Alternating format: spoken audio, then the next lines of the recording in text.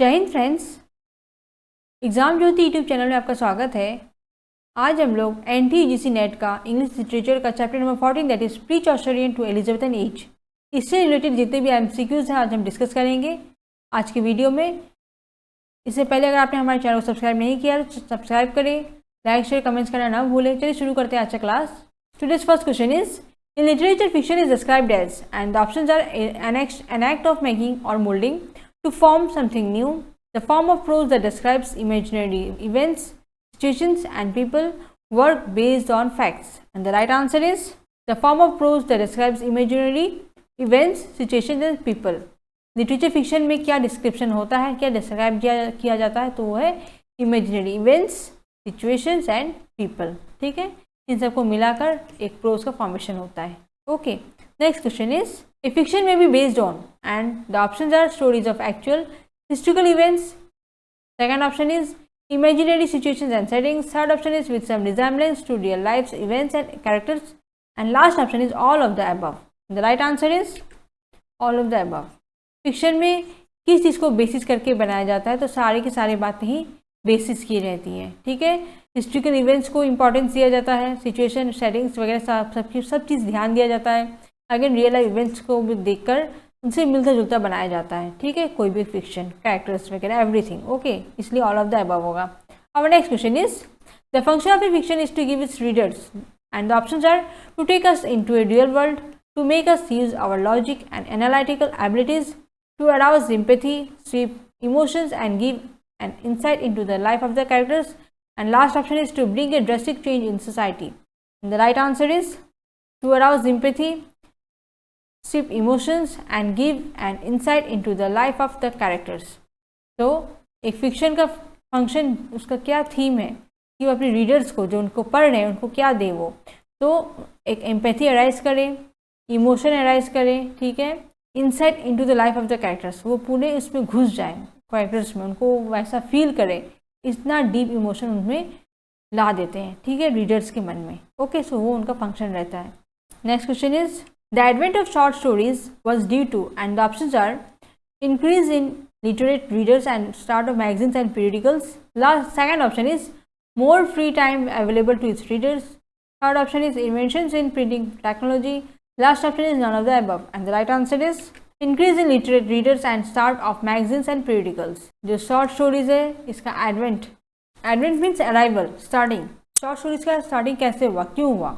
It was due to, and the reason was increase in literate readers and start of magazines and periodicals, ताकि जो पढ़ रहे हैं readers लोग, उनको उनकी संख्या को बढ़ाया जाए। ओके, लिटरेट रीडर्स को, and start of magazine start किया जाए, पीरियडिकल स्टार्ट किया जाए, जिससे शॉर्ट स्टोरीज की एडवेंट मीन स्टार्ट हुआ। ओके, बिगिनिंग हुआ, उसका रीज़न ये सब था, मैगजीन्स वगैरह। Okay, next question is novel was recognized as the dominant literary form during the reign of, and the options are Elizabethan Age, Age of Revival, Victorian Age, Jacobean Period, and the right answer is Victorian Age. Novel जो है recognise कब किया गया था as a dominant literary form? ठीक है, किसके rain में, किसके शासनकाल में? तो विक्टोरियन एज के ड्यूरिंग में, ठीक है, समय में। Next question is a protagonist in a novel is one, and the options are who doesn't come in the forefront, around whom the plot of the novel revolves, who doesn't exhibit any change in attitude or behavior, and last option is a background voice. The right answer is around whom the plot of the novel revolves. तो protagonist एक कौन है novel में, जो कि plot में, novel के plot में हर जगह रिवॉल्व कर रहा है। ठीक है, प्रोटैगनिस्ट मीन्स लीडिंग, जो रोल प्ले कर रहा है ना, leading character, that is protagonist. ठीक है, तो वो क्या करता है, हर समय प्लॉट में हर जगह वही मिलेगा, अवेलेबल रहेगा, so that is protagonist. ठीक है, next question is what was the change noticed in literature after Battle of Hastings? And the options are completely new revolution in the field of literature. Second option is completely transformed in the sentiments and tastes of English rulers. Third option is innovation of new poems and ballads. Last option is new sentiments of French people were introduced. And the right answer is completely transformed the sentiments and tastes of English rulers. तो हमारा पूछा गया है कि battle of हस्टिंग्स जो हुआ था, उसके बाद हमें लिटरेचर में क्या चेंज नोटिस हुआ, क्या चेंजेस आया। तो उस बैटल ने, इस युद्ध ने टोटली चेंज कर दिया था सेंटिमेंट्स को, टेस्ट को, इंग्लिश रूलर्स को। ठीक है, जो भी पहले था सेंटिमेंट्स, इमोशन जो भी थे, बट ये अब नहीं रहे, ओके, टोटली ट्रांसफॉर्म्ड हो गया। Next question is the romance stories that during Anglo-Norman period was it were influenced by, and the options are English and French sources, English and Norman sources, Latin and English sources, Latin and French sources, and the right answer is English and Latin and French sources। तो romance stories जो थे जो कि Anglo Norman period के समय में ज़्यादातर किससे इन्फ्लुएंस हुए थे, तो लैटिन एंड फ्रेंच सोर्सेज से, ठीक है। Next question is during Anglo Norman period which language began to be discarded in favour of French and Latin, and the options are Spanish, Greek, English, Italian, and the right answer is English. तो Anglo Norman period जो है उस वक्त कौन सा language नया करके discard हुआ था in favour of French and Latin? कौन सा लैंग्वेज क्या discard means get rid of, या फिर अब नो लॉन्गर यूजफुल, अब नहीं रहा यूजफुल, ठीक है। सो वो था इंग्लिश। इंग्लिश लैंग्वेज जो टोटली हट गया था और इसकी जगह पे फ्रेंच और लैटिन यूज हो रहा था, ठीक है। Next question is medieval romances had characters which of the following is not a character of them, and the options are knights, warriors, beautiful women, religion, and the right answer is religion।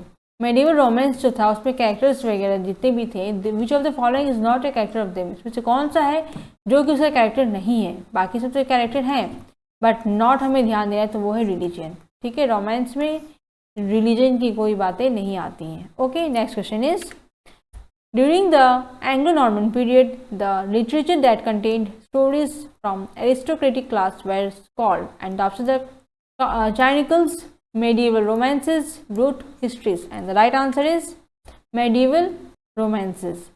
So इस period में जो literature थे जिसमें आपका aristocratic class को लेकर जितने भी स्टोरीज होते थे, that is called medieval romances, okay। Next question is the matter of Rome talks about, and the options are heroism of Chanson de Roland, deeds of Alexander and fall of Troy, Arthur Legends, the Knights of Round Table, and the right answer is deeds of Alexander and fall of Troy।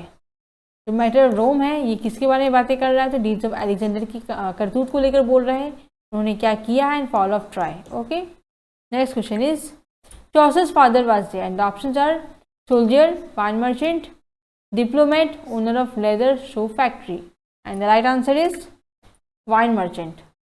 चौसर जी के जो father थे, पापा जी थे, पिताजी, वो कौन थे? एक वाइन मर्चेंट थे, ठीक है। Next question is which work of Chaucer if written in prose style would have been celebrated as first English novel, and the options are the Parliament of Fowls, the House of Fame, Troilus and Criseyde, last option is Canterbury Tales, and the right answer is Troilus and Criseyde. Work Chaucer ji का इसमें से कौन सा work है if written in prose style would have been celebrated as the first English novel? अगर उसको pros style में लिखा जाता तो हमारा इंग्लिश का पहला नॉवल होता, तो वो है Troilus and Criseyde, okay. Next question is in which battle was Troilus killed, and the options are battle of Hastings, battle of Atlantic, Falkland of war, and last option is battle of Achilles, and the right answer is battle of Achilles. तो कौन सा battle है, कौन सा युद्ध है जिसमें Troilus मर गया? तो वो था Achilles battle. Next question is what is done by Pandarus in Troilus and Cressida, and the options are learn the secrets and bring the young people together, allows the marriage of Troilus and Cressida, fight the war till the last breath, and last option is united the two nations and brought peace and harmony। The right answer is learn the secrets and bring the young people together। तो जो पैंडरूस है Troilus और क्राइसिड में, वो उसने क्या किया था? What is done? तो उसने किया था क्या?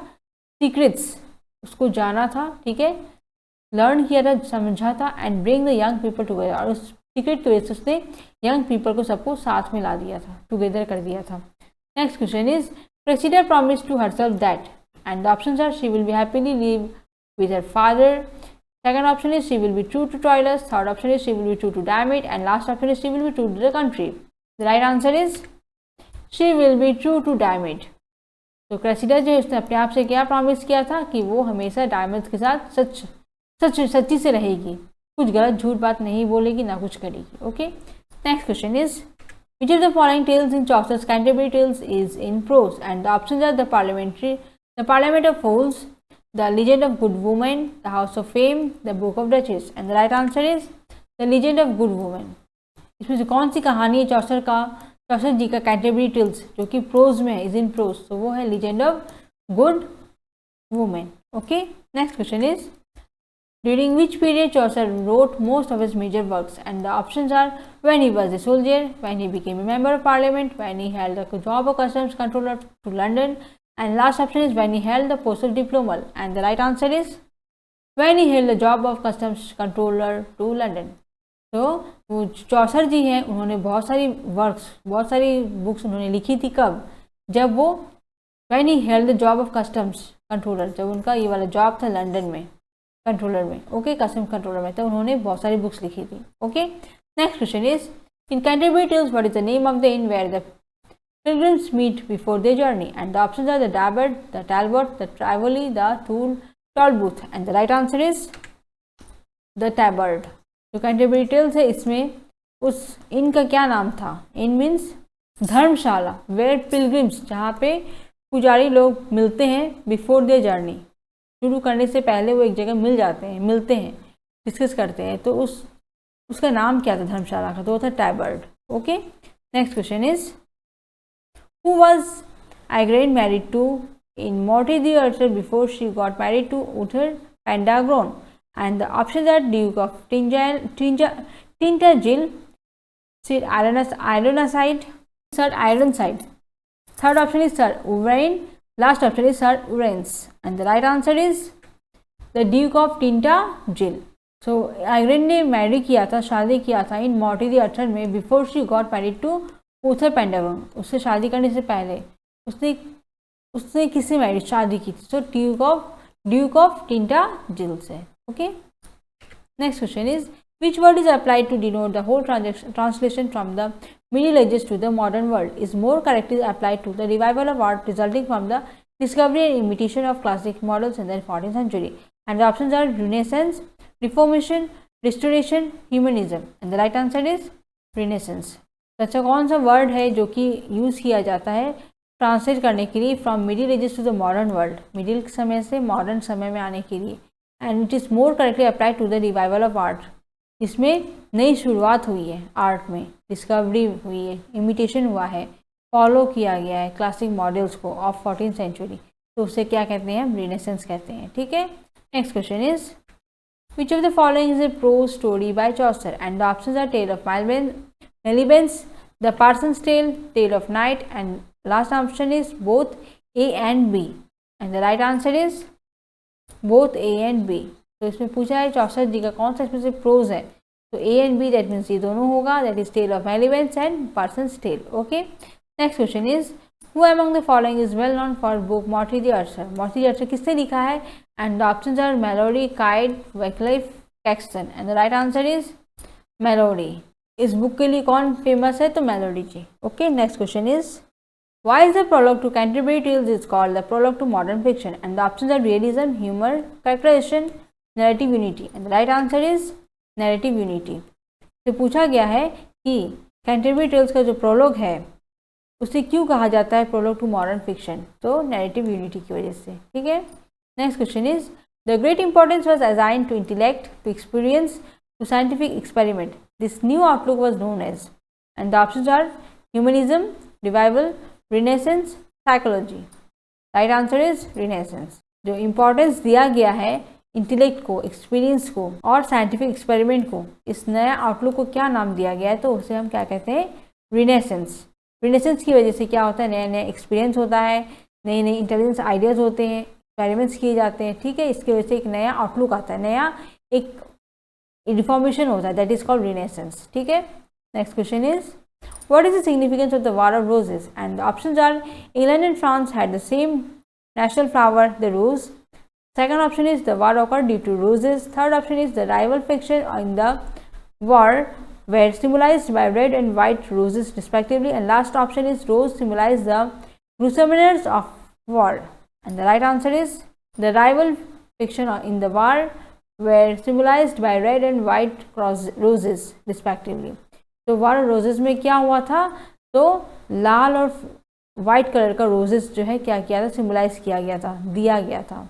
The rival faction, that is जो झगड़ा हो रहा है, rival faction, faction means small organised dissenting group, within a larger one, कोई बड़ा सा ग्रुप, उसका एक छोटा सा ग्रुप को, जिसमें फूल जो है लाल और वाइट कलर का सिम्बलाइज किया गया है रोज से, ठीक है। Next question is the first one to set an independent printing press in England was, and the options are Thomas Malory, Wycliffe, William Caxton, Geoffrey Chaucer, and the right answer is William Caxton. तो पहला इंसान था जो कि printing press England में किया था, set किया था, कौन था? कैक्सटन जी थे, ठीक है। Next question is who of the following was responsible for first usages of over 1300 words in English language, and the options are William Caxton, George Peel, William Sidney, Thomas Melody, and the right answer is William Caxton. William Caxton ji पहले से थे जो कि responsible है for the first usages of 1300 words उन्होंने use किया था English language में, ठीक है। Next question is what is the other name which can be given to Utopia, and the options are kingdom of fools, world of imagination, strange island, and unknown island, and the right answer is an unknown island. तो पूछा गया है utopia को दूसरा नाम क्या दिया जाता है, तो वो एक अननोन आइलैंड, ठीक है। Next question is what is the nightest name in the Thomas More's Utopia, and the options are Knight Christie, Raphael Hythloday, Bishop Fisher, Thomas More, and the right answer is Raphael Hythloday. इसमें Thomas मोर जी का जो utopia है, इसमें narrator जो बोल रहा है उसका नाम क्या है, तो हाइटोल्डे, ठीक है। Next question is battle of Hastings was fought in the year, Hastings battle का युद्ध हुआ था, and the options are 1066, 1066 that means 1166, 1016, 1046, and the right answer is 1066, ठीक है। Next question is the novel Utopia is a work of satire which is criticized, and the options are authority of church, dictatorship of the ruler, political corruption of Europe, and religious hypocrisy, and the last option is the rich urban class, and the right answer is political corruption of Europe and religious hypocrisy। तो जो आपका novel है utopia, इसमें criticism हुआ है क्या, विच criticise, क्या criticise किया इसमें, तो पॉलिटिकल करप्शन, जो कि करप्शन हो रहा था पॉलिटिकल में, पॉलिटिकल फील्ड में जितना भी करप्शन हुए जा रहे थे यूरोप और रिलीजियस हाइपोक्रेसी में, उसी को डिस्क्राइब किया है यूटोपिया में, ठीक है। Next question is what was More's belief about the goal of the state, and the options are the well being of its citizens, the improvement of international relations, the establishment of efficient tax system, and last option is the maintenance of army.